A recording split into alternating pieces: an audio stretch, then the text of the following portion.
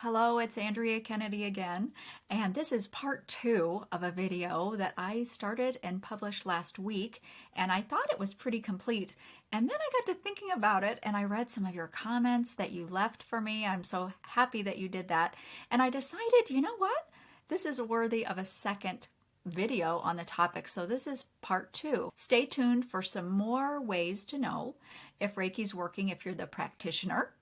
Also, if you're the client, including some client stories, like really awesome results that they got beyond what I went into in the last video. And of course, if you missed the last video, I'll link it up here at the top so you can check that out a little bit more easily. Lastly, I also want to talk about animal Reiki. What if you're offering Reiki to an animal? How do you know that's even working? It's not like they can give you any verbal feedback. Well, maybe they can if you can communicate with animals, then that's great. But a lot of people can't do that. So how could you know visually if they're receiving Reiki or not? So we're going to cover that kind of stuff right here, right now in this video, part 2. From the comment section, I was reminded of some practitioner experiences and also some client ones. So let me get into that. Someone commented so beautifully and succinctly that they actually burp a lot during sessions. And I actually had a student that was very true for. You know, I don't hear about the burping that often, but it is one of the things that can happen to a practitioner during sessions. Now, for the person I'm remembering, it seems to me that she would burp more the more intense the session was. So the more the person was releasing, it tended to be the more she would burp. Now, another thing I hear about, and even less common, would be flatulence, passing gas. I don't know how to say that, nicely or cute. But anyway, passing gas during a session. So that could actually be practitioner and it could be the client too. And I tell you what, that's even, I guess, less common. Although I did have a client that had quite a bit of physical challenges and she actually did have that happen. And, there's no reason for a client to feel embarrassed or anything like that. I always would just reassure her and we'd giggle about it a little bit. And over time, she got to feel a little bit more at ease about it. And, it's just a natural function of the body. So it's not really a big deal at all from the eyes of a practitioner. At least that's my opinion. The other thing I wanted to say about that is there have been I don't know, maybe a handful of occasions that I've had a client on the table and we're in the middle of the session and they sit straight up on the table and they say, I have to use the restroom right now. And they hop off the table and they scurry very quickly to the restroom. Now, why would they do that? Well, as our body is getting into that digestion mode, the rest, digest, and restore mode that I talked to you about last week in last week's video, the body's signaling, okay, it's time to relax. Things start moving in the digestive tract. And, that's part of it. So the other thing I want to say about this is Reiki has a very noticeable detox effect. We have so many toxins in our bodies and, that's just the way life is. And especially too, depending on our diet and things like that and our self-care practices, how much toxic load we have, and Reiki can actually help our bodies rid toxins, and that would account for a headache after a session, upset stomach, things like that. And I have another video about that, bad reactions to Reiki sessions you might check out. Maybe I'll put a link up there for that one as well. But anyway, so sometimes the client will just need to use the restroom really quickly. And as a practitioner, just absolutely accommodate them, make it easy for them, and just hang out. And then they'll be back and you can finish your session. It's perfectly normal because, again, it's just the body's natural processes and the Reiki's helping rid the body of toxins. So very, very normal.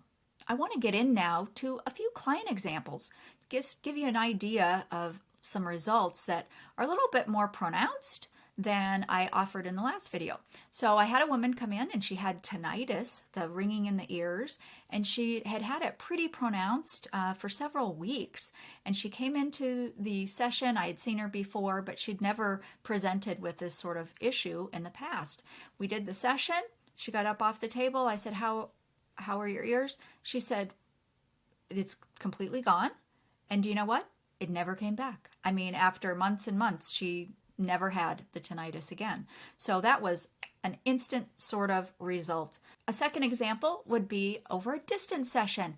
I had a session with a client and he had a lot of abdominal issues going on, and he had had this for years actually. And this distance session, I actually talk about it in a podcast episode on past lives through the Reiki lens, and that's going to be coming out shortly. I don't think it'll be out yet by the time this video first airs, so look for it. The podcast is called Beyond the Reiki Gateway, and it's on all the major podcast apps. So if you have Spotify or Apple Podcasts, any of that, many of them have it. Or if you're not into apps, you can go to beyondthereikigateway.com, and all the episodes are there. You can listen to them directly from our website. And okay, where am I? Okay, so this young man had all these abdominal issues. His health was, very difficult for him at times, and we had our distance session. I was sitting doing this session. Of course, he's not even in the room with me, and a past life came up. I wasn't looking for past lives, but there I was seeing all these images. And again, I go into all of that in the podcast, so I don't want to take up your time here. But anyway, part of the scene that I saw was he was very wounded in his abdominal area, and he ended up actually passing away. It was a war type scene, lifetime actually. And anyway, there was a message that came through all about that for him. I wrote all that down. At the end of the session, we went over everything, and he resonated with the wartime, feeling about having a lifetime there. There was something about it that seemed to ring true for him, but he had no knowledge of, any past life or anything like that. This was kind of new to him. But he listened to the message, he listened to how the session had gone, and then months later, he is reporting that he had a huge healing from that session. And like I said, he'd had problems for many years, and he completely attributes the Reiki session and learning about that past life through the Reiki session for so much of his healing. And he says all levels: spiritual, mental, emotional, and physical. Another story would be a young lady came in. I had never met her before. We met in person at my Reiki office, and she didn't really say much about a focus for her session. She basically said stress reduction. And so we had the whole session. She laid on my Reiki table. We went through the whole entire session. We sat down at the end, and she really didn't say much. And I, as the practitioner, I just kind of was noticing that and wondering, I wonder what she thought about the session, because she really didn't tip her hand, so to speak, and let me know what her thoughts were. So, it's kind of a great lesson too for me to share this if you're a practitioner, because we just kind of have to let that go. We can't be too hooked in to whether or not they liked it or felt anything or whatever. Of course, our curiosity is understandable, but we have to let it go. It is what it is. And so she went on her way, and I thought, well, maybe I'll never see her again. I don't know. About a week went by, and I saw her on my schedule because I had online scheduling. So she had gone and she had booked another appointment. And I thought, wow, okay, great. I guess it was a positive experience.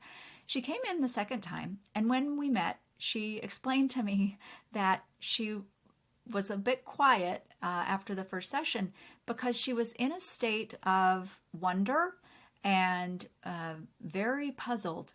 And she said she was trying to figure it out, what had happened on the table.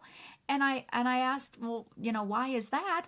And she had said that when she came to the Reiki session, part of the reason was she had mentally been sort of locked in, how do I want to say, like a loop of thinking.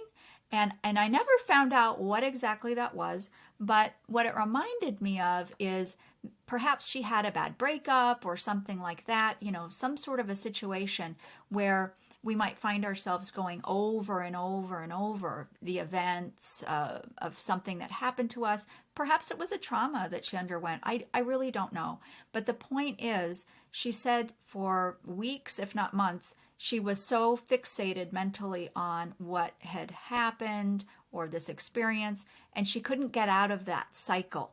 She came to the Reiki session, and that first session, and as we sat there talking after the session, she said it was as though she had amnesia. Like she couldn't even remember what the thoughts were that had just gripped her nonstop for all that time before the session. So she was sitting there just in awe and sort of dumbfounded, not being able to figure out what the heck just happened, because to her, she just laid on the table and felt some nice relaxation, and that was about it. And then for her to see the night and day difference between her thoughts before the session and her thoughts after the session, she really had a hard time reconciling. Now, the good news was that weeks and weeks later, she still was completely over whatever those very intruding and powerful thoughts were. So the first session was really all she needed to heal that. So my last example for a human client, she came to me in person at my office, and she has a very stressful job. She's very intellectual, it's high pressure, lots and lots of stress for her. And she came in and she said that she'd been having double vision. And so she's at work addressing the people, the important people that she works with, talking in front of them, and her vision would actually turn to double vision, and it would last for not just a couple of seconds. It would be a little bit more ongoing, and so she was really kind of scared about it. As her Reiki practitioner, I asked her, well, have you gone to the doctor? This sounds pretty serious. And she said she did have an appointment scheduled, but it wasn't for about another week or so. And so she thought, let me get in and get some Reiki first, while she's waiting for appointment. So that made me feel better that she was actually seeking medical advice, because our vision's so important. Anyway, so she was pretty worried about the double vision. So we did the session. She laid on the table. I did this pretty much normal session that I always do. I probably spent some more time around her head and over her eyes, but she went away and I didn't hear much from her. She came back about 3 months later for her next appointment, and I couldn't wait to talk to her. And she walked in and I said, whatever happened with the double vision? Did the doctor find anything? And she looked at me kind of puzzled, and she said, oh, yeah, I didn't go back to the doctor. It never has happened again since the Reiki session. So again, there we see a very noticeable difference before Reiki and after Reiki. All right, moving on. I want to talk to you about animals. How do you know if animals are receiving Reiki? Well, there are some different things that you can look for. Very common, an animal will take a breath in and sigh. They'll just and release their breath. So that's very common. Another very common one would be licking. We used to do an in-person Reiki share. And one of my students would bring his little dog, and just beautiful little dog. And he would go up on the table with his caregiver and my student, and we would, when it was his turn to receive Reiki, and the little dog would just lick our hands because he could just completely feel the Reiki, and we're of course Reikiing him. But when his turn was over, he would just go curl up and drink in the energy, so to speak, and take a little nap. But he loved it. But he would lick. He only did that when we were offering the Reiki. Oh, another big one is yawning. And you know what? That goes to people too. So it goes with the burping and the passing of gas. So yawning is another one. As a practitioner, as a client, and as an animal Reiki client, they'll often yawn quite a bit. So sighing, yawning, licking. I've worked with horses before and know other practitioners that we have all noticed a horse will often lower their head, just relax their head down, and then they might also mouth, move their lips and kind of lick that way. So that is another common one. Dogs will often come around anytime I do Reiki in my house. I'm stepping over dogs when I do a session here at my house, and I hear it from my students all the time, and I see it now. I'm teaching online, and we'll be conducting the class, and here comes a cat walking, behind my student, or dogs, and it's just amazing. They know the energy, they feel the energy, and they love it. And I'm teaching animal Reiki classes now, even online. So if you want more information about that, go to mainstreamreiki.com and look for the animal Reiki classes page. One of my students years ago told me that she had 2 dogs in her house, and they both liked Reiki, but one of them, anytime she offered him Reiki, he would just immediately lay on his back, legs up, and his tongue just hanging out for the whole time. And then, something else that's interesting about animals, they'll be around us for as long as they are accepting the Reiki and wanting it. And then it's like a sort of switch goes off, and they just feel like, I'm done. And they'll get up and they'll just leave. As quick as that. So they're very in tune with the energy, and it often takes a shorter amount of time to treat an animal when compared to a person. Of course, the benefits of Reiki are for all species. Humans, dogs, cats, reptiles, horses, you name it. All creatures have life force energy, and all can benefit from Reiki. I hope this video has been helpful in wrapping up some loose ends, and there's probably even more out there of how we know Reiki works. Feel free to comment down below the video. I do try to go through all the comments myself, and so sometimes it takes me a little bit of time, but I do welcome your comments and your suggestions. And thank you to all of you who've been subscribing. The channel is just growing and growing, and I'm just so thankful, because my mission is to help Reiki be more mainstream so more people can learn about Reiki, learn Reiki, share Reiki with each other, and teach Reiki. The more Reiki practitioners we have, the more Reiki we'll have on the planet, and the more healing we can offer ourselves and each other.